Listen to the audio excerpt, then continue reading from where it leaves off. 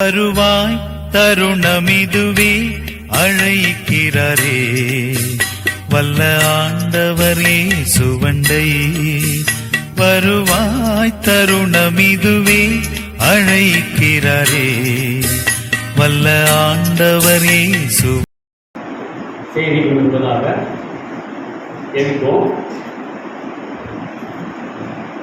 அன்பும் கிருபையும் மகத்துவம் நிறைந்த எங்கள் நல்லாண்டவரே, இந்த ஆராதனை வேளையில் உமது சமூகத்தை நாடி வந்திருக்கிறோம். வந்திருக்கிற மக்களை நீர் பெயர் பெறாத ஆசீர்வதியும். ஆண்டவரே, இந்த உலகத்திற்கு வந்து பல நன்மைகளை செய்திருக்கிறேன். எங்கள் மத்தியில் உலாவி இருக்கிறேன். கர்த்தருடைய கிருபையை நாங்கள் பெற்றுக்கொண்டவர்களாக இந்த சபைக்கு வந்திருக்கிறோம். எல்லா மக்களையும் ஆசீர்வதியும். உமது ஆசீர்வாதத்தை பெருக்கி செல்கிற நிலைமையில் நாங்கள் ஆலயத்திற்கு வெளியே செல்ல வேண்டும். இந்த நேரத்தில் உமது சமூகம் இந்த இடத்தில் இருப்பதால் எல்லாவற்றையும் பொறுப்படுத்திக் கொள்ளும். இயேசு கிறிஸ்து மூலம் ஜெயிக்கிறோம் எங்கள் நல்ல பிதாவே. ஆமென் என்கிற வார்த்தையை நான் சொல்லும் போது ஆமென் என்றும் ஆமென் என்றும் என்று ஒரு ஜெபித்தான். சபையை பொறுத்தவரையில் நாம் எதற்கு வந்திருக்கிறோம்? கர்த்தருடைய வசனங்களை ஏற்றுக்கொள்வதற்கு, அதன் கிருபை நம்மை சூழ்ந்து கொள்வதற்கும் அதை ஆமென் என்றும் ஆமென் என்றும் சொல்லப்பட்டிருக்கிறது. ஆமென் என்கிற வார்த்தையே வரல.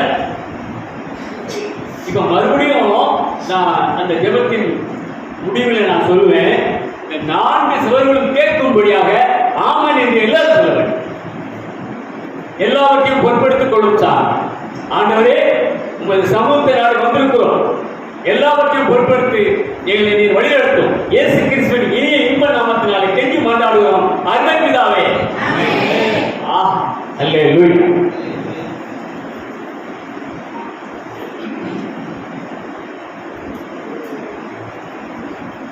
ஆண்டவரே,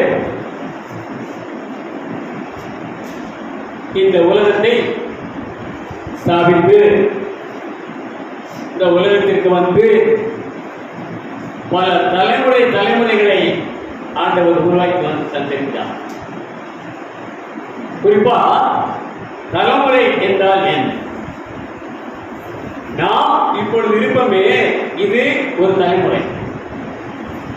நம்முடைய தாய் தகப்பன் ஒரு தலைமுறை, தாத்தா பாட்டி அது ஒரு தலைமுறை, பாட்டன் பூட்டி அது ஒரு தலைமுறை, ஓட்டன் ஓட்டி அது ஒரு தலைமுறை, சேயோர் சேயோள் அது ஒரு தலைமுறை, பரம் பறை அது ஒரு தலைமுறை. இப்படி 7 தலைமுறையாக வகுத்திருக்கிறார். இந்த 7 தலைமுறைகளை மட்டும் இந்த பெயர் சொல்லப்பட்டிருக்கிறது. ஆனால் அதற்கு முந்தின காலங்களில் எல்லாம் அந்த தலைமுறைகளை எல்லாம் ஆண்டவர் நிறைவேற்றி வந்திருக்கிறார். 7 தலைமுறை என்பது 420 ஆண்டுகள் என்று கணிக்கப்பட்டிருக்கிறது. குறிப்பா ஒரு வாழ்க்கை சொல்லும் போது, நீ 7 ஜென்மத்துக்கு நல்லா இருப்பாப்பா அப்படிப்பாங்க. அதே வார்த்தைய இப்படி சொல்லுவாங்க, 7 ஜென்மம் மட்டும் நீ ஒற்ற மாட்ட அப்படின்னு சொல்லுவாங்க. 7 ஜென்மம் என்று சொல்லப்பட்டிருக்கிறது. 7 ஜென்மம் அப்படி என்றால் 420 பிளஸ் 420 840 வருஷம் நல்லா வாழ்த்திருக்காங்கப்பா. ஆண்டவர் நமக்கு முந்தினவர்களையும் அவர் ஆசீர்வதித்திருக்கிறார், நமக்கு பிந்தினவர்களையும் ஆசீர்வதித்திருக்கிறார். ஆதி முதல் கொண்டு தலைமுறைகளை எல்லாம் வரவழைக்கின்றவர் நம்முடைய கர்த்தராகிய தேவன். அவர் நான் தான், பிந்தினவராய் இருக்கிறவர்களுக்கும் நான் தான் என்று சொல்கிறார். நான் முந்தினவரும் நான் பிந்தினவருமாய் இருக்கிறேன், நானே தேவன், என்னை என்று தேவன் கிடையாது என்று சேனைகளின் கர்த்தர் சொல்கிறார். வாசிக்கலாம். ஏசாயா தீர்க்கதரிசியின் புஸ்தகம் 41:4. ஏசாயா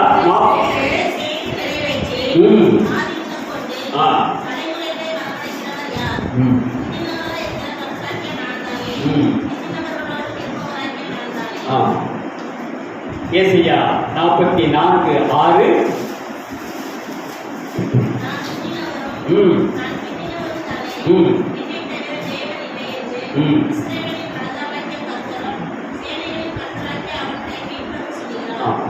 ஆக முந்தினவருக்கும் அவர்தான் தேவனாய் இருக்கிறார், பிந்தின சந்ததிகளுக்கும் அவர்தான் தேவனாய் இருக்கிறார். முந்தின மனுஷன் யார்? ஆதாம். பிந்தின மனுஷன் ஆகிய ஆதாம் ஆகிய கிறிஸ்து ஆவிக்குரியவர். ஜென்ம சரீரம் முந்தினது, ஆவிக்குரிய சரீரம் பிந்தினது. முந்தின சரீரத்தை மண்ணால் சிருஷ்டித்தார், பிந்தின சரீரத்தை வானத்திலிருந்து இறங்கினார், அப்பமாக கிறிஸ்து வருகிறார். வாசிக்கலாம். கொரிந்தியர் 1 கொரிந்தியர் 15ஆம் அதிகாரம் 45, 46, 47. அந்தபடியே முந்தின மனுஷனாகிய ஆதாம் ஜீவாத்மாவானான் இருக்கிறது, பிந்தினமாதான் உயிர்ப்பிற்கு ஆவியாயிருக்கிறார். அடுத்த வசனம். ஆயினும் ஆவிக்குரிய சரீரம் முந்தினதல்ல, ஜென்ம சரீரம் முந்தினது, ஆவிக்குரிய சரீரம் பிந்தினது. அடுத்த வசனம். மன்னவன் இரண்டாம் மனிதன் வானத்தில் வந்த கேட்டார். இப்படி முந்தினது பிந்தினது என்று பிரிக்கப்பட்டது. பரலோகராஜ்யத்தில் சிங்காசனத்தில் ஆண்டவராக இயேசு கிறிஸ்து உட்கார்ந்திருக்கிறார். அவருக்கு முன்பாக யோவான் அவரை பார்த்தவுடன் பார்க்க முடியாத அளவுக்கு செத்துவன் போல் விழுந்து விடுகிறார். தேவன் அவனுடைய வலதுகரத்தை பிடித்து, பயப்படாதே, நான் உன் தேவன், நான் முந்தினவரும் நான் பிந்தினவருமாயிருக்கிறேன், அதோடு மட்டுமல்ல நான் உயிரோடு இருக்கிறேன், உயிருள்ளவராய் இருக்கிறேன் என்று சொல்லியிருக்கிறார். வெளிப்படுத்தின விசேஷம் 1ஆம் அதிகாரம் 17ஆம் வசனம்.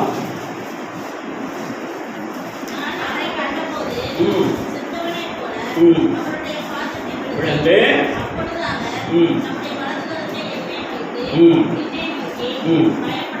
பயப்படாதே, நான் முந்தினவரும் பிந்தினவரும் உயிருள்ளவருமாயிருக்கிறேன் என்று சொல்லி இந்த ஆண்டவர் முந்தினவராகவும் இருக்கிறார், பிந்தினவராகவும் இருக்கிறார்.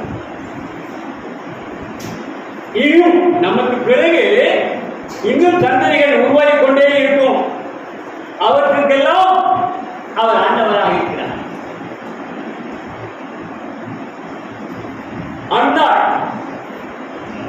அந்த முந்தின நாட்களில் மலை என்று அவமானப்படுத்தப்பட்டார். தன் சக்கரத்தையே அவளை இழிவாக பேசினார். ஆனாலும் அவள் பிந்தின காலத்தில் ஆண்டவருடைய தேவாலயத்திற்கு சென்று போராடி ஜெபித்தாள். எப்படி? ஆண்டவரே, இந்த மலை என்று சொல்கிறார்கள், இந்த வார்த்தையை அகற்றும், நான் மகப்பேறு அடைந்து குழந்தை பெற்ற தாய்மை அடைய வேண்டும், என்னுடைய ஜெபத்தை கேளும் என்று பிந்தின நாட்களில் அவள் ஜெபித்தாள். அவளுடைய ஜெபத்தை கர்த்தர் கேட்டார். அவள் ஆசீர்வதிக்கப்பட்டாள். யோசேப்பை எடுத்துக்கொள்வோம். யோசேப்பு முந்தின நாட்களில் தன்னுடைய சகோதரர்களால் எகிப்து தேசத்துக்கு விற்கப்பட்டார். ஆனாலும் அவருடைய பிந்தின நாட்களில் அந்த எகிப்து தேசத்தை முழுமைக்கும் ஆளக்கூடிய அதிபதியாகிய பிந்தின நாட்கள். பேதுருவை எடுத்துக்கொள்ளலாம். முந்தின நாட்களில் இயேசுவை 3 தரம் மறுதலித்தான். ஆனாலும் அவன் மனம் கசந்து அழுததினால் பிந்தின நாட்களில் அவனுடைய நிழல் பட்டாலும் சுகமடைந்தார்கள் என்று பார்க்கிறோம். பரிசுத்த பவுலை எடுத்துக்கொள்ளலாம். அவன் முந்தின நாட்களில் யூத மார்க்கத்தாரை சிறைப்பிடித்தான், கொலைபாதகன் என்று பெயர் பெற்றான். ஆண்டவர் அவனை சடுதியில் சந்தித்தார். சந்தித்த பாத்திரத்தை அவனுடைய நிலைமையை முற்றிலும் மாறிட்டு உலகம் முழுவதும் சுசித்தை அறிவிக்கக்கூடிய ஒரு இறை தூதராக மாறினார். யோபை ஏற்றுக்கொள்வோம். அவனுடைய முந்தின நாட்கள் கொடூரமாக இருந்தது. சாத்தானுடைய சோதனையில் அவன் வலுவிழந்து பலனிழந்து காணப்பட்டான். தன் மனைவியை யோசித்து வெளியவாயா என்று சொன்னார். ஆனால் அவருடைய பின்னிலைமை பார்த்தால் ஒன்றுக்கு ஒன்றும் டபுள். 100 என்றால் 200, 500 என்றால் 1000, 6000 என்றால் 12000, இப்படி ஆசீர்வதித்து விட்டார். அவர் ஆசீர்வதிக்கிற தேவன், அவர் தண்டிக்கிற தேவன் அல்ல. அவர் சுகம் கொடுக்கிற தேவன். போன வாரத்தில் கூட ஒரு சாட்சியை கேட்டான். மருமகள் சாட்சி சொன்னான், ஆண்டவர் என்னை தண்டித்து விட்டார். ஆண்டவர் தண்டிக்கவில்லை, சாத்தான் சோதனை விட்டார். ஆண்டவர் தண்டிக்கக்கூடியவர் அல்ல. அவர் நன்மை செய்கிறவராய் இந்த உலகத்திற்கு வந்தார் என்று வேதம் சொல்கிறார். சோதிக்கிறதும் சோதிக்கப்படுவதும் சாத்தானுடைய வேலை. ஏதோ ஓய்வு நாளில் அவர் பல அற்புதங்கள் செய்தார் என்று பரிசெய்யர், சதி செய்யர், வேதபாரர்கள் எல்லாருமே அவரை குற்றம் சாட்டினார். ஏதோ சந்தர்ப்ப சூழ்நிலையில நம்ம ஞாயிற்றுக்கிழமை ஒரு ஃபங்க்ஷனுக்கு போக வேண்டிய நிலைமை வந்தால் கர்த்தர்கிட்ட வந்து கேட்க மன்னிக்கிற தயவுடையவர் நம்முடைய கர்த்தர். நம் வேதத்துக்கு போலியே, ஆண்டவர் மகிழ்ச்சி போலியே. அதனால வாரம் ஆலயத்துக்கு வருகிறது எதுக்கு? ஆசீர்வாதத்தை பெற்றுக்கொள்ள, நம்முடைய வேண்டுதல்களை கேட்க, நம்ம விண்ணப்பத்தில் அவர் செவிசாய்க்க. அதுக்காகத்தான் நம்ம இங்க வருகிறோம். நேரம் போகுது அல்ல. ஆலயத்திற்கு வந்தோம், இன்று ஜெபித்தோம், ஆசீர்வாதத்தை பெற்றுக்கொண்டு வீட்டுக்கு சென்றோம். இன்று மனதிற்கு நலமாக இருக்கிறது என்று நாம் ஒவ்வொருவரும் சொல்லிக்கிறோம். இங்கே இன்றைய தினத்தில் வேதபாடம் வாசித்ததில் யாத்திராகம் 4ஆம் அதிகாரம் 8ஆம் வசனம் படிங்க.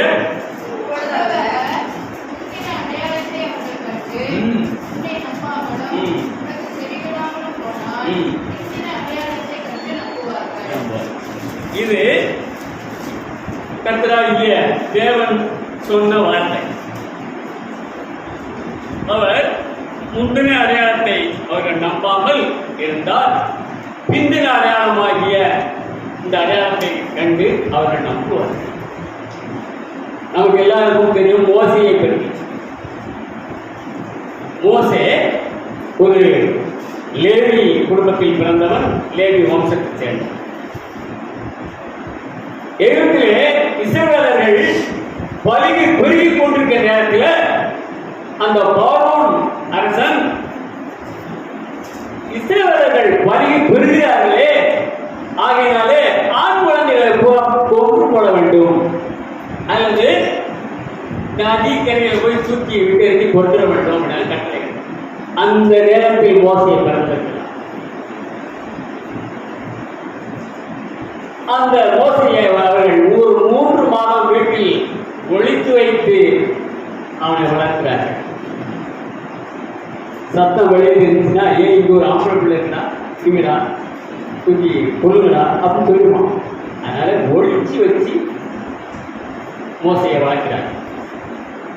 ஆனால் அதுக்கு மேலே அவன் வீட்டில் வைத்திருந்தால் அவனுடைய கோலையை காட்டி. அப்போ ஒரு ஐடியா பண்ணுகிறார்கள், ஒரு நாடக பெட்டியிலே அவனை கிடத்தி மூடி நைல் நதியிலே அந்த நாடக ஓரத்திலே மிதக்க விட்டுகிறார். அங்கே பார்வன் குமாரத்தி தன் தோழிகளோட குடிக்க வருகிறார். குடிக்க வந்த அந்த பார்வன் குமாரத்தி அந்த பெட்டியை பார்க்கிறார். என்ன ஒரு பெட்டி மிதந்துட்டு அவங்க தோழிகளை கூப்பிட்டு அந்த பெட்டியை பார்க்க பிறந்த உடனே அந்த பிள்ளை ஆடுங்க. பிள்ளையுடைய முகம் அழகுபட்டதாக இருக்கிறார் வேதத்தில். இது ஒரு எபிரேய குழந்தையாகவே இருக்கிறது என்று சொல்லி அந்த பிள்ளையை அந்த பார்வன் குமாரத்தி அந்த எபிரேய ஸ்திரீகளில் பால் கொடுக்கிற ஒருத்திகிட்ட போய் ஒப்படைச்சு அவளுக்கு சம்பளம் எல்லாம் கொடுத்து வழக்க சொல்லலாம் அப்படின்னு சொல்றாங்க. அப்படி சொல்லும் பொழுது அது அந்த குழந்தையின் தாய்கிட்டே போயிட்டு அந்த தாய் பால் ஊற்றி சீராட்டி வளர்க்கிறார். ஒரு குறிப்பிட்ட வயது வந்தவுடன் மறுபடியும் அதை பார்வன் குமாரத்தியிடம் போய் கொடுத்து மோசி அங்கே வளர்ந்து ஒரு குறிப்பிட்ட வயது வந்தவுடன் அங்கே ஒரு சமயம் வாலிபனான பிறகு எகிப்திலே வெளியே வருகிறான். வெளியே வந்த உடனே ஒரு எகிப்தியன் ஒரு எபிரேய அடிக்கிறதை அவன் பார்க்கிறான். இவன் உடம்பில் ஓடுகிறது நம்முடைய இஸ்ரவேலின் ரத்தம். எகிப்தியன் நம்ம சகோதரனை அடிக்கிறார் என்று சொல்லி அவனை போய் அடித்து கொலை செய்து மண்ணில் தோண்டி கொலைச்சான். மோசே ஒரு கொலை அங்கே செய்கிறான். செஞ்சாச்சு, ஓடியாச்சு, அவன் வீட்டுக்கும் போயாச்சு. மறுநாள் வெளியே வருகிறார் மோசே. என்ன நடக்கு, ஏது நடக்கு, கொலை செஞ்சதை யாரும் பார்த்துருப்பாங்களா என்று வெளியே வர அங்க 2 எபிரேயர்கள் மனுஷங்க 2 பேரும் சண்டை போட்டுருக்க. அதுல அடிக்கிறவனை பார்த்து ஏன்பா நீ அவனை அடிக்க, நீ என்ன பெரிய யோக்கியமா, எங்களை நியாயம் சேர்க்க வந்த நேற்று ஒரு எழுத்தின கொண்டையில அது மாதிரி எங்களையும் கொல்ல வந்தியா, நீ கொண்டது அங்க பார்வனுக்கு தெற்கு வச்சு அவன் உன்னை கொலை செய்யணும்னு சொல்லிட்டு இருக்கான். ஓ, நேற்று நம்ம கொலை செஞ்சு தெரிஞ்சு வச்சோ அப்படின்னு சொல்லி அந்த எகிப்து தேசத்தை விட்டு தப்பி ஓடி மீதியான் தேசத்துக்கு வருகிறான். நம்மளை கொண்டாலும் கொண்டு கொள்வோம் சொல்லி அங்க மீதியான் தேசத்துக்கு பரதேசியாக வர்றார். கையில பெட்டி இல்லை, படுக்கையில மோசையை மீதியான் தேசத்துக்கு வந்தாச்சு. எங்க போவது, யாரிடம் போவது, நெருக்கடியா போய் அங்க ஒரு துறவண்டையில் உட்கார்ந்துக்கிட்டு இருக்கிறான். அது ஆடு மாடுகள் தண்ணீர் குடிக்க வேண்டிய இடம். அங்கே உட்கார்ந்து அந்த மீதியான் தேசத்து ஆசாரியனுக்கு 7 பெண் பிள்ளைகள். அவனுக்கு ஆடுகள் இருக்கிறது. அந்த ஆடுகளை 7 பெண் மக்களும் மேய்த்து கொண்டு அந்த துறவண்டியில் தண்ணீர் காட்டுவதற்கு வருகிறார்கள். அப்படி தண்ணி காட்டும் போது மற்ற மேற்பேர்கள் வந்து என்ன சீக்கிரமா தண்ணி அடிக்கிறீங்க, அவர் தண்ணி காட்டக்கூடாது, அவங்க சட்டம் போடுறாங்க. இப்ப பக்கத்தில் உட்காந்துக்கிறாரு மோசே. அவன் எழுந்திருந்து இந்த பெண் மக்களுக்கு அவன் ஒரு ஆறுதலாக இருந்து அந்த மேற்பேர்களை சட்டம் போட்டு இந்த ஆடுகளுக்கு அவன் தண்ணீர் இறைத்து ஊட்டி அத்தனை ஆடுகளும் தண்ணீர் நிரம்ப குடிக்கிறது. குடிச்சாச்சு. அந்த 7 பெண் மக்களும் ஆடுகளை ஓட்டி கொண்டு வீட்டுக்கு போகிறார். வீட்டுக்கு போனா தகவல் பார்க்கிறான். என்ன மக்களே, இன்னைக்கு ஆடுகளை சீக்கிரமா ஓட்டிட்டு வந்தீங்க, காரணம் என்ன அப்படின்னு கேட்கிறான் தகவல். அப்ப அவர் சொல்கிறார்கள், அங்க துறவண்டியில ஒரு எகிப்தியன் ஒருத்தர் இருந்தா, அவன் நம்முடைய ஆடுகளுக்கு தண்ணீர் எடுத்து ஊற்றி எங்களுக்கு ஒரு வழிமுறை செஞ்சான்.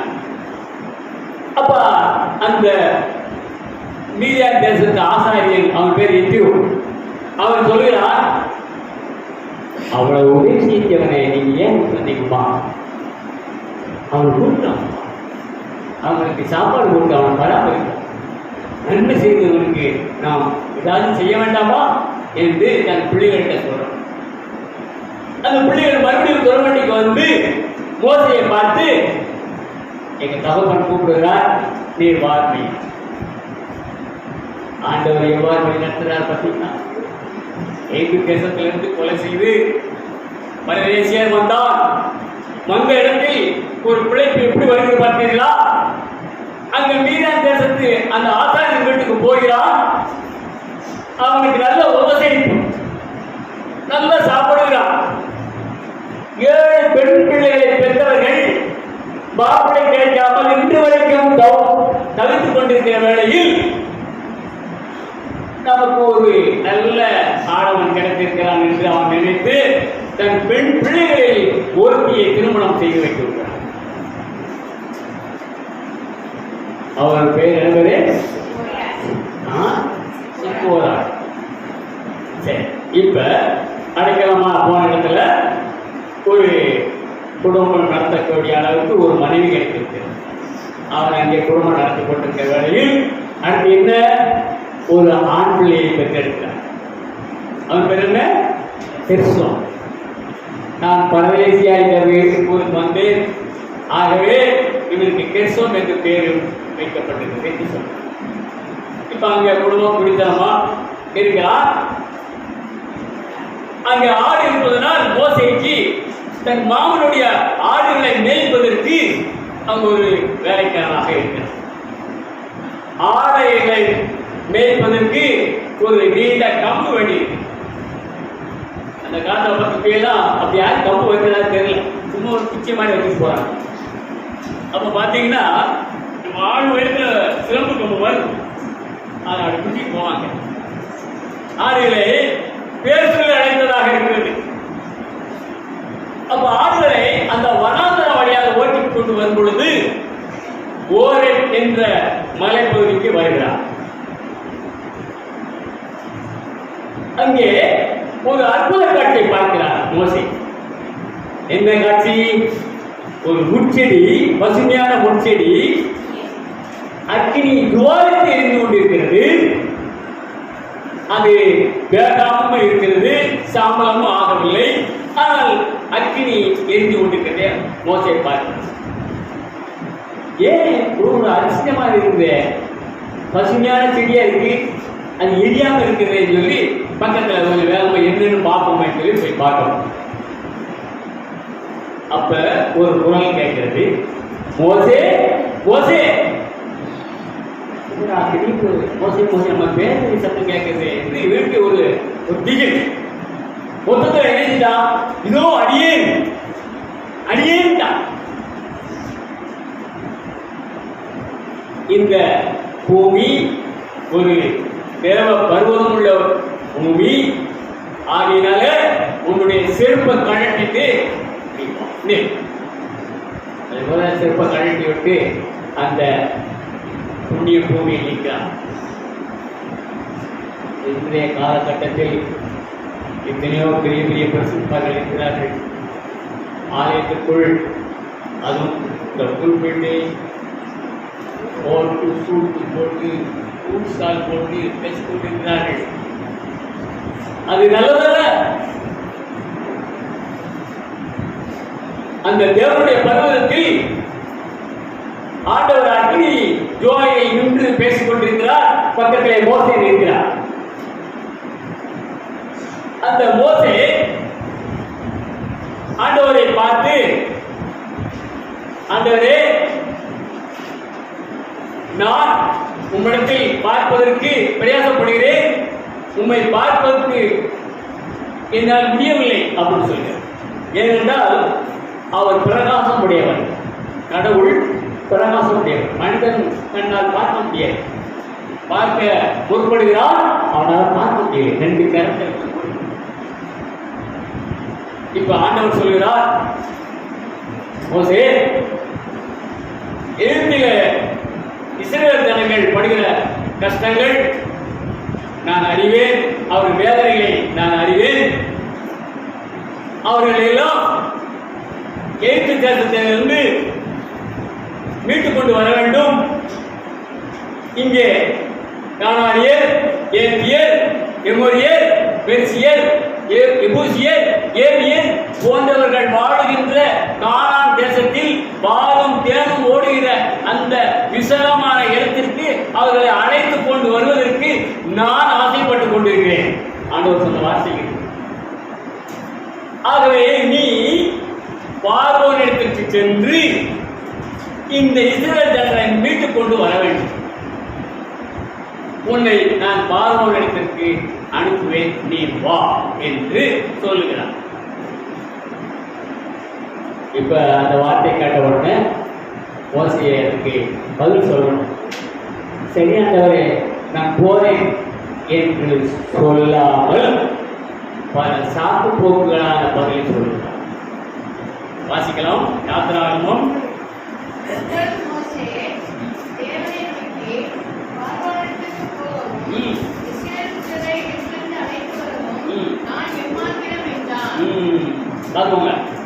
அது ஒரு சாக்கு போக்கான பதில். இஸ்ரவேலை அழைத்து வருவதற்கும் அந்த பார்வோன் இடத்திற்கு நான் செல்வதற்கும் நான் என்ன மனுஷன் சாமி, நான் சாதாரண ஏன் ஏதாவது அப்படி சொல்ல வேண்டும்?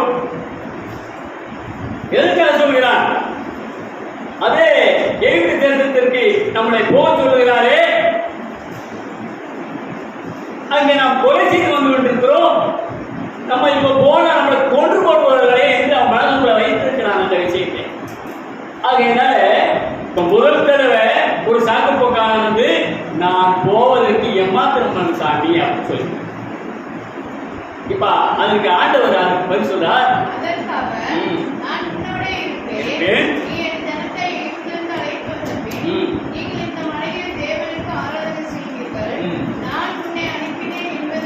இதுவே அடையாளம் பார்த்துங்க. அதாவது அந்த இஸ்ரவேல் ஜனங்களை எல்லாம் நீ அழைத்து கொண்டு வந்து இந்த ஓரேப் என்ற மலையிலே அவர்களை வைத்துக் கொண்டு ஆராதனை செய்யி, அது நான் உன்னை அனுப்பினார்கள் என்று அவர்கள் அறிவதற்கு இது ஒரு அடையாளம் அப்படின்னு சொல்றார். இப்ப இரண்டாவது முறையாக மோசே அதற்கு பதில் கொடுக்கிறார். அதை வாசிக்கலாம்.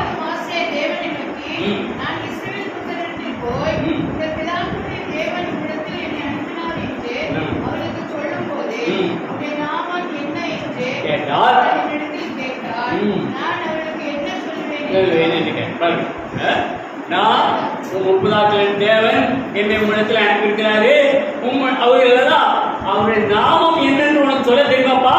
அப்ப இஸ்ரவேல் ஜனங்கள் கேட்டால் நான் என்ன சொல்லுவேன் என்று மோசே சொல்லி மழுப்பலான பதில் ஆண்டவர் சொல்றார். இப்ப ஆண்டவர் பதில் சொல்றார். அடுத்து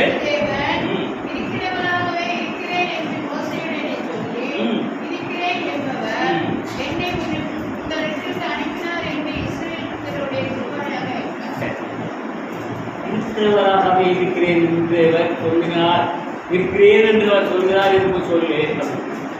மேலும் அவர் சொல்கிறார், நான் ஆபிரகாம் தேவனும் ஈசாக்கின் தேவனும் யாக்கோபின் தேவனுமாய் இருக்கிற என்னுடைய நாமம் இதுதான், என்னுடைய பேர் பிரசாமெல்லாம் இதுதான்.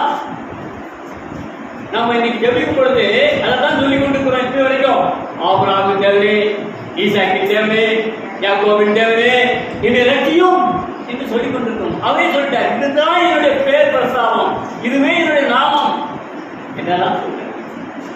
அதன் பிறகு நீங்க ஒரு இஸ்ரவேல்ல ஒரு மூப்பர்களை அழைத்துக் கொண்டு இஸ்ரவேல் ஜனங்கள்கிட்ட போய், உங்களை எல்லாம் ஆண்டவர் எனக்கு தரிசனம் கொடுத்தார், ஆகையினால உங்களை எல்லாம் எகிப்திலிருந்து கானான் தேசத்திற்கு உங்களை அழைத்து வருவதற்கு என்னை உங்கள் இடத்துல அனுப்பினார்.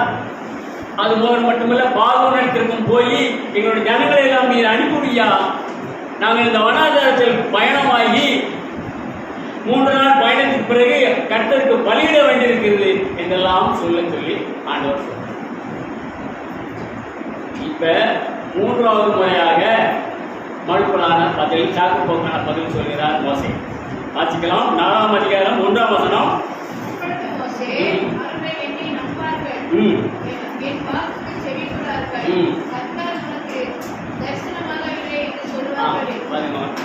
எனக்கு தரிசனமானாங்க, ஆனா ஆண்டவர் எனக்கு தரிசனமானதுனால உங்களை வந்து நான் பார்க்க வந்தேன், ஆண்டவர் இப்படி எல்லாம் சொல்லியிருக்கிறாரு, என்னை நம்புங்க அப்படியெல்லாம் மோசே சொல்லும் பொழுது இந்த ஜனங்கள் எல்லாம் என்ன சொல்கிறார்கள்? உன்னை நாங்கள் நம்பலப்பா, உனக்கு தரிசனமாகலப்பா, நீ போய் சொல்ற அப்படின்னு ஜனங்கள் சொல்றதாக சொல்லுவார்கள் என்று மோசே சொல்றார். அப்பதான் என்னை நம்பவில்லை என்றெல்லாம் சொல்வார்களே என்று சொல்ல பிறகுதான் ஆண்டவர் ஒரு காரியத்தை சொல்கிறார். உன் கையில இருக்கிறது என்னப்பா? என் கையில இப்ப கோல் இருக்கு, அந்த கோலை கீழே போடுப்பா அப்படிங்கிற. கீழே போட்ட உடனே அது பெரிய பாம்பா நடந்து போகுது. பாம்பை கேண்டா இன்று வரைக்கும் அப்படித்தான் இருக்கும்.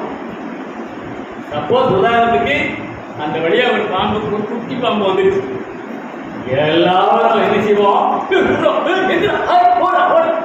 அடிக்கிறதுக்கு முற்படாத மாட்டோம், முதல்ல நம்மளை காப்பாற்றிக்கிறது ஓடும். அது மாதிரி மோசையும் அதை விலகி ஓடும். கடவுள் என்ன சொல்றார்? ஓடாதே ஓடாதே, குனிஞ்சி அந்த வாழை பிடிப்பா அப்படிங்கிற. வாழை பிடித்தான், அது மறுபடியும் போலாம் அந்த மாதிரி. அதுக்கப்புறம் ஒரு அடையாளத்தை சொல்றார். உன்னுடைய கையை உன் தொடையில போடு. அது அந்த தொடையில போட்ட உடனே அது வெண்குஷ்டமாகி வெள்ளையா மாறிடும் அந்த கை. திரும்ப அந்த கையை அந்த தொடையிலிருந்து எடு, அது மற்ற கை போல ஆகிவிடும். இதெல்லாம் கடவுள் சொல்றார். இந்த கோல் சர்ப்பமாகிறதும் கை குஷ்டமாகிறதையும் இந்த ரெண்டு அடையாளத்தை அவர்கள் கண்டு இவர்களை நம்புவார்கள் என்று சொல்லப்படுகிறது. யாத்திராகமம் 4:8.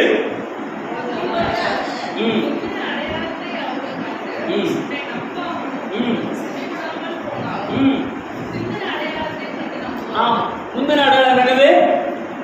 அங்கே ஓரேபு மலையில ஆராதனை செஞ்சது, அது முதல் அடையாளம். அந்த அடையாளத்தை நம்பாவிட்டாலும் இந்த அடையாளத்தை நம்புவார்கள் என்று சொல்ல. இந்த ரெண்டு அடையாளத்தையும் நம்பாமல் போனால் இன்னொன்று சொல்லுகிறேன், அதை செய்தி அப்படிங்கிற. நைல் நதியில போய் அந்த தண்ணியை மோந்து நிலத்துல ஊத்து, நிலம் ஒரு ரத்தமா மாறும் என்று சொல்ற. இதையெல்லாம் நீ செய்யல. மோசே இதெல்லாம் செய்யல. 3ஆம் அதிகாரத்தில் 4ஆம் அதிகாரத்திலையும் அவர் செய்ய சொல்லி இந்த காரியத்திலாம் அவர்கள் நின்று கொண்டு பேசிக் கொண்டிருக்கிறார்கள். ஆனாலும் நான் சரி போகிறேன் என்ற வார்த்தை மோசே வாயிலிருந்து வரவே இல்லை. இப்ப 4வது அவர் சாக்கு போக்கான பதில் சொல்கிறார். 4ஆம் அதிகாரம் 10ஆம் வசனம்.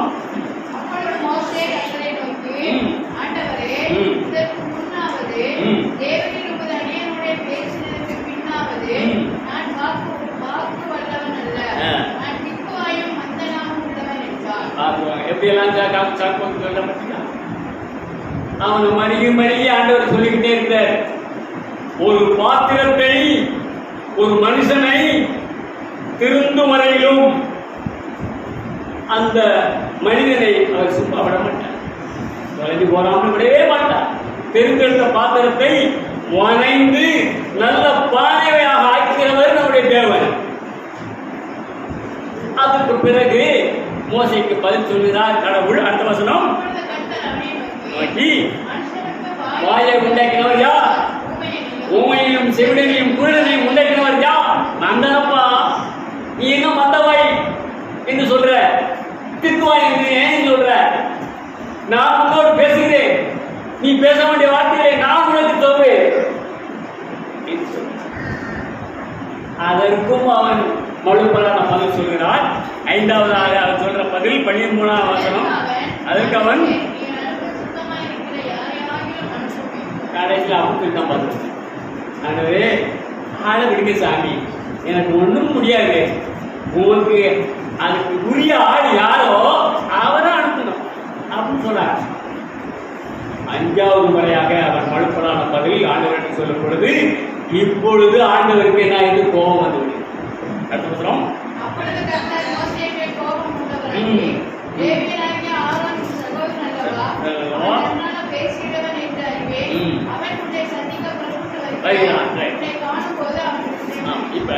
உன்னுடைய சகோதரனை ஆரோனை நான் உனக்கு அனுப்புகிறேன். அவன் பேச வல்லவன், பேச்சு திறமை உள்ளவன். அவன் உன்னோடு சேர்ந்து நீங்கள் 2 பேரும் எகிப்து தேசத்துக்கு போங்கள். அங்கே நீ உன்னுடைய கையில் வைத்திருக்க கோலை வைத்துக் கொண்டாவது அற்புதங்கள் அடையாளம் செய்யலாம். நீங்க எவ்வளவு அற்புதங்கள் அடையாளம் செய்தாலும் அந்த வாழ்வோன் அஞ்ச மாட்டான், தங்களை போக விட மாட்டான். அப்படியெல்லாம் கடவுளே சொல்கிறார். அவன் போக விடாவிட்டால் நான் பலவித பாதைகளை அவனுக்கு அனுப்புவேன், அதன் பிறகு உங்களை அவன் போக விடுவான் என்றெல்லாம் சொல்கிறார். இப்பதான் நாம் சம்மதிக்கிறான். ஆனால் தன் சகோதரருடைய கூட ஆண்டவர் நம்ம அனுப்புகிறார் சொன்னவனதான் மோசையும் நம்புகிறான். அப்ப ஆண்டவரே நான் போகிறேன் என்று சொல்லி தன்னுடைய மாமன் வீட்டுக்கு போய், மாமா எகிப்திலே என்ற சகோதரர்கள் இருக்கிறார்கள், அவர்கள் நலமாக இருக்கிறார்களா, அவர்களை நான் பார்க்க போகிறேன், அனுமதி கொடும் என்று தன் மாமனிடத்தில் கேட்கிறான். அவனும் சரி போய் வா என்று சொல்கிறார். மோசே, மனைவி, மக்கள் எல்லாரும் கழுதை மேலே ஏறி எகிப்து தேசத்திற்கு போனார்கள் என்று பார்க்கிறோம். இவையெல்லாம் அந்த ஓரேப் மலையிலே ஆண்டவர் உச்சலிலே அக்கினி துவாரையில் நின்று பேசிக் கொண்டிருக்கிறார். மோசே பக்கத்தில் நின்று பேசிக் கொண்டிருக்கிற சம்பாஷணைகள். ஆனால் அவன் மோசே எகிப்து தேசத்திற்கு போனால் இவையெல்லாம் நீ செய்யணும்பா அப்படின்னு கடவுள் சொன்ன வார்த்தை.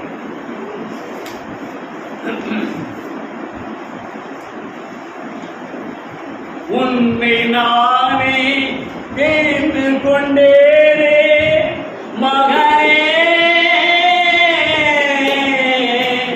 மகனே, உன்னை நானே தேர்ந்து கொண்டேனே, உண்மை சொல்லி நான் அழைத்தேனே, உண்மை சொல்லி நான் அழைத்தேனே, ஒரு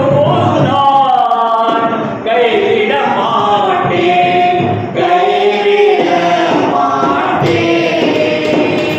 வழியோ சத்தியமோ ஜீவனோ நானே, வழியோ சத்தியமோ ஜீவனோ நானே.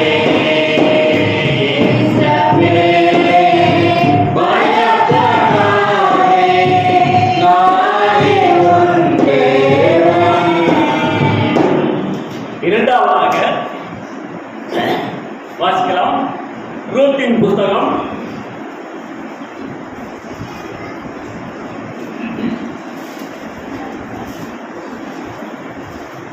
3ஆம் அதிகாரம் 10ஆம் வசனம். அதற்கு அவள், மகளே, நீ கர்த்தரால் ஆசீர்வதிக்கப்படுவாயாக, உன் தரித்திரரும் ஐஸ்வர்யவான்களுமான வாலிபர்களுக்கு பிறகு போகாததினால் உன் முந்தின நற்குணத்தை பார்க்கணும், உன் பிந்தின நற்குணம் உத்தமமாக இருக்கிறது. இதை போவாஸ் சொன்ன வார்த்தை. இந்த போவாஸ் யார்? பேசியின் மகன். இந்த ராகாப் பேசியின் மகன் போவாஸ். இந்த போவாஸின் வழியில தான் கர்த்தராகிய இயேசு கிறிஸ்து பிறக்கிறார். அங்கே பெத்லகேமிலே பஞ்சம் உண்டாகிறது. இந்த பஞ்சத்தின் மிகுதியால் நியாயாதிபதிகள் நியாயம் விசாரிக்கிற காலத்துல நகோமி, அவருடைய புருஷன், அவருடைய 2 மகன்மார்கள் 4 பேரும் பொட்டணத்தை தூக்கி கொண்டு மோவாப் தேசத்துக்கு போகிறார். மோவாப் தேசத்துக்கு அவர் போயிருக்க வேண்டியதில்லை. அந்த இஸ்ரேலிலே வேற ஒரு ஸ்டேட்டுக்கு போயிருக்கலாம்.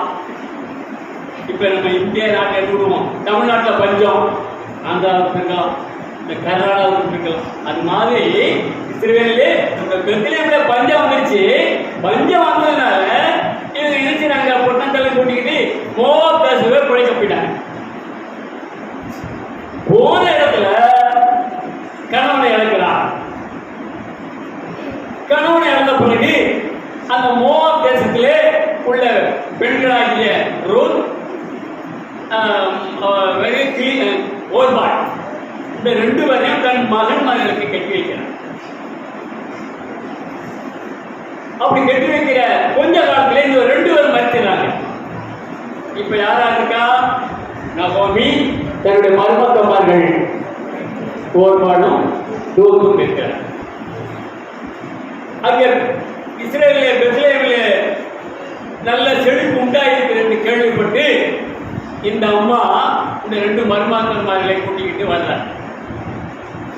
வரும்போது ஒரு ஐடியா சொல்றாங்க, ஏம்மா நான் விதவை ஆயிட்டேன், வயசாகி போச்சு, நீங்களும் இளம் வயதிலே நீங்க விதவை ஆயிட்டீங்க, ஆகினால நீங்க உங்க சொந்த ஊருக்கே போங்க, தேசத்துக்கு போயிருக்க அந்த தாய் தகப்பனார் வீட்டில் போய் ஒரு மாப்பிள்ளை பார்த்து கட்டிக்கோங்க.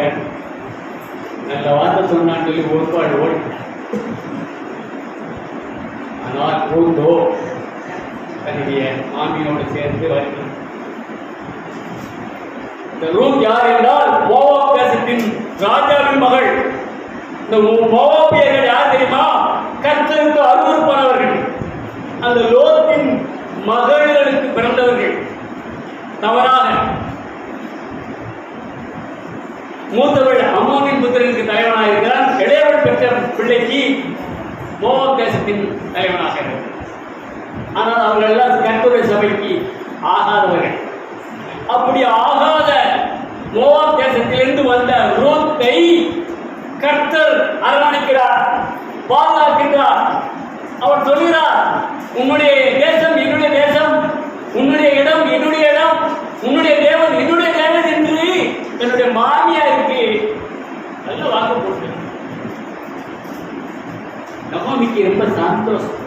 சரி பாப்பா என்று பெத்லெஹேமுக்கு வருகிறார்கள் மோவாப் தேசத்திற்கு. அங்கே பார்த்தவுடன் அங்குள்ள பெத்லெஹேமுள்ள மக்கள் அவனை பார்த்து, நகோமி வர்றா, நகோமி வர்றா.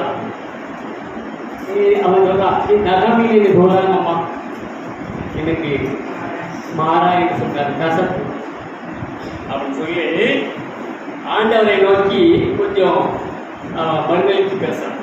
ஆண்டவரே சொல்றா,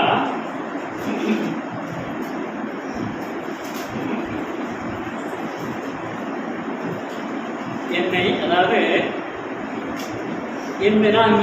நான் நிறைவாக போனேன், என்னை வெறுமையாக ஆக்கிவிட்டா இது கடும் பலமானு சொல்றான். அந்த வசனத்தை இது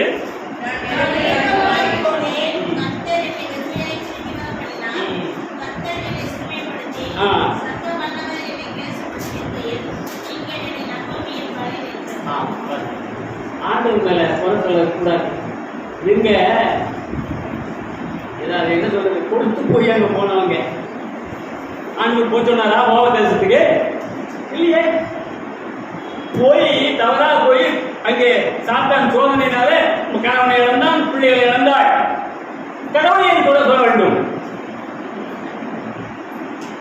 இங்க செழிப்பை கட்டளையிட்டார் சொல்லி இங்க வர்றார்கள். வந்து தன் மாமி வயசானவளாக இருப்பதனாலே ரூத் என்ன செய்கிறாள், நீங்க வீட்டுல இருங்க, நான் போய் வயல்வெளியில இங்க அறுப்பு காலமா இருக்கிறதுனால நான் சின்ன அரிக்கட்டிகளை எல்லாம் பொறுக்கி அதை நான் உங்களுக்கு கொண்டு வந்து சேர்க்கிறேன் அப்படின்னு சொல்லி போனோம். அவனும் நகோமி தேடி போய் வா என்று அனுப்பினான். ரூத் போகிறான். போன இடம் எந்த வயலா இருக்கிறது? அது போவாசுடைய வயலா இருக்கு. போவாஸ் பார்க்கிறான், இது யாரு? இது நகோமி வீட்டுக்கு வந்த மோவாபிய பெண் ரூத் அப்படின்னு சொல்றாங்க. அப்ப அந்த போவாஸ் சொல்றான், ரூத் 2ஆம் அதிகாரம் 11-12 வாசிக்க.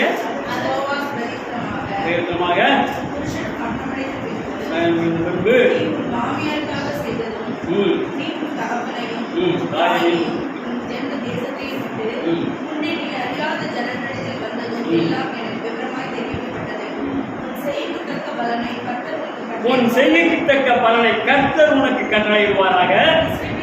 இஸ்ரவேலின் தேவனாகிய கர்த்தருடைய செட்டைகளின் கீழ் அடைக்கலமாய் வந்த உனக்கு அவராலே நிறைவான பாவங்களை, எவ்வளவு உயர்ந்த வார்த்தையை சொல்லி பார்த்தீங்கன்னா தாயையும் தகப்பனையும் விட்டு வந்த, அந்நிய தேசத்துக்கு வந்த, அந்நிய தேசமா இருக்கிற நினைத்து வந்த, இந்த ஜனங்கள் அந்நிய ஜனமா இருக்கிற உனக்கு இந்த கர்த்தரை நாடி வந்த, தேடி வந்த ஆண்டவர் அடைக்கலம் தருவார், பலம் தருவார், நீ ஆசீர்வதிக்கப்பட்டு இருப்பாய் என்றெல்லாம் போவாஸ் சொல்றார்.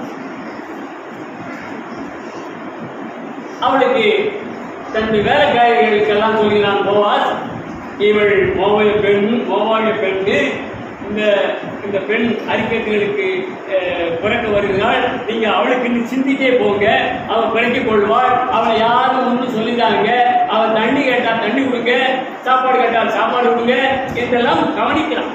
இந்த கவனிப்பை பார்த்து போவாசை பார்த்து ரூத்து காலில் விழுந்து வணங்குகிறான். என் மேல இவ்வளவு அன்பு பாராட்டுவீர்களே இதெல்லாம் சொல்கிறான்.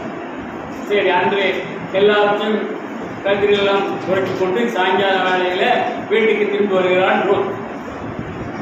என்னுடைய மாமியை பார்த்து, இந்தாங்க மாமி, நான் பொறுப்பு வந்த தானியம், ஒரு மரக்கால் கோதுமை இருக்கிறது, இந்தாங்க அவங்க சாப்பிட்ட சாப்பாட்டில் மிச்சம் சாப்பாடு இருக்கு, நல்லா சாப்பிடுங்க அப்படின்னு. நீ எங்க போய் எந்த வயலுக்கு போனாய் என்று கேட்கிறான். அந்த போவாசுடைய வயல்வெளிக்கு போனேன். இப்போ போவாஸ் என்னுடைய புருஷன் வயலிலே அவன் சொந்தக்காரன், சுதந்திரவாளி. நீ வெறுமையா இருப்பதனால், குறைந்த வயது உள்ளவளா இருப்பதனால், நீ விதவையா இருப்பதனால் உன்னுடைய வாழ்வு சுகிப்பதற்கு நான் சும்மா இருப்பேனா? உனக்கு சுக வாழ்வு ஏற்படுத்தி தருவேன் என்று அவர் சொல்கிறார். போவாசை கணவனாக அடைவதற்கு வேண்டிய வழிகளை எல்லாம் சொல்கிறார். இன்று நீ இரவு குளித்து எங்க களத்துப்பட்டிக்கு போய், போவாசுடைய களத்துப்பட்டிக்கு போய் அவன் அங்கே கதிர்களை தூர்த்து குடைத்து களத்தில் சேர்த்து பூசித்து குடித்து அங்கே படுத்திருப்பான். நீ போய் அவனுடைய பாதத்திலே போர்வையை கலட்டி விட்டு அவன் பாதத்திலே படுத்துப்போ அப்படின்னு நவமி ஐயா சொல்றான். சரி மாமி, நான் உங்கள் சொல்ற பிரகாரம் செய்கிறேன் என்று யாருக்கும் தெரியாத வேலையிலே போயிட்டான். போவாஸ் படுத்துக்கிறான். போர்வையை நகட்டி காலக்கடியில் படுத்துக்கிட்டான். நடு ராத்திரியில போவாஸ் திரும்பி படுக்கிறான். அப்போ படுக்கிற நேரத்தில் என்னோட கால்மாட்டில் ஒரு ஆள் தெரியுதே என்று பார்த்தான். யார்? நான் தான் ஒரு அடியாடாக்கிய போரே உமக்கு நான் சுதந்திரவாளி என்றெல்லாம். அதற்கு போவாஸ் பதில் சொல்கிறான். 3:10. அதற்கு அவன், மகளே, நீ கர்த்தரால் ஆசீர்வதிக்கப்படுவாயாக,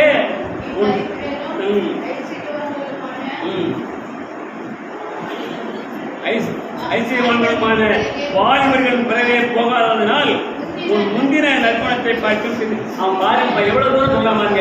நீ உன் தகப்பனை விட்டு தாயை விட்டு நீங்க வந்த, ஆனாலும் நீ இளம் வயதுக்காரி. இளம் வயதா இருக்கும் பொழுது ஒரு ஐஸ்வர்யவான்களை பார்த்துக்கலாம், காதலிச்சுக்கலாம், அல்லது ஒரு தரித்திரங்களை பார்த்து காதலிச்சுக்கலாம். அதெல்லாம் செய்யாம உன்னுடைய உத்தமத்தை காத்துக்கொண்டேயே உன்னுடைய நற்குணம் முந்தின நற்குணத்தை விட பிந்தின நற்குணம் உத்தமம் என்று வாழ்த்துக்கிறான். அதன் பிறகு பின்னாடி அவன் ரூத்தை கல்யாணம் பண்ணுகிறான். ரூத்துக்கு ஓமைங்கிற மகன் பிறகு இப்படியெல்லாம் சரித்திரம் போய்கள். ஆனால் நமக்கு தேவை அந்த முந்தினை நற்குணத்தை விட பிந்தின நற்குணம் உத்தமம் என்று.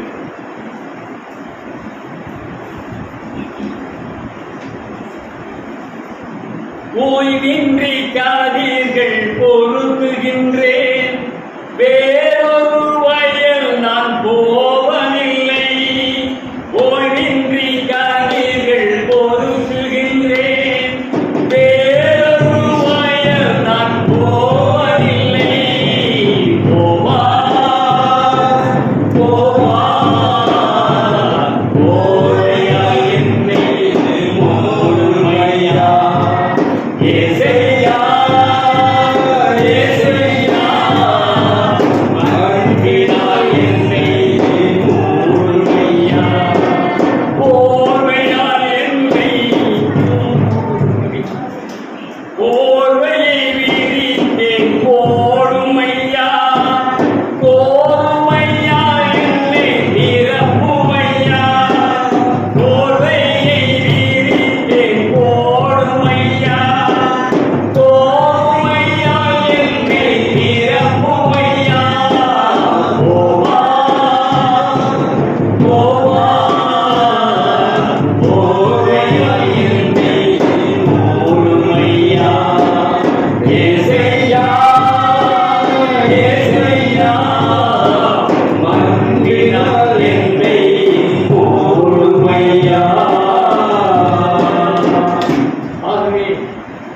முந்தின அடையாளத்தை பார்க்கணும், பிந்தின அடையாளத்தை நம்புவார்கள் என்று இயேசு தேவன் சொன்னால், முந்தின நற்குணத்தை பார்க்கணும், பிந்தின நற்குணம் உத்தமம் என்று ஓவர் சொன்னார். நாம் இந்த உலகத்தில் வாழ்கின்ற வாழ்க்கை முந்தின வாழ்க்கை, பிந்தின வாழ்க்கை ஒன்று இருக்கிறது. அது நம்ம எல்லோருக்கும் சேர்கின்ற பரலோக ராஜ்யம், அது பிந்தின வாழ்க்கை. அதற்காகத்தான் நாம் விசுவாசத்தோடு வார வாரம் இந்த ஆலயத்துக்கு வந்து கொண்டிருக்கிறோம். ஆலயத்துக்கு வருவதற்கு எதற்கு? எனக்கு ஆசீர்வாதம் தரணும், இந்த உலகத்தில் வாழும் வாழ்க்கையில் எனக்கு நன்மை செய்யும், நான் உத்தமத்தில் இருக்க வேண்டும், நான் முந்தின இந்த மாம்சமான உலகத்தில் நான் ஜீவித்தாலும் நான் மரித்தாலும் அந்த பிந்தின வாழ்க்கை ஆகிய பரலோக ராஜ்யத்தில் நாம் வந்து சேர வேண்டும் என்று நாம் ஒவ்வொருவரும் அறிக்கையிட வேண்டும். தேவன் தாமே இந்த செய்தியை ஆசீர்வதிப்பார்.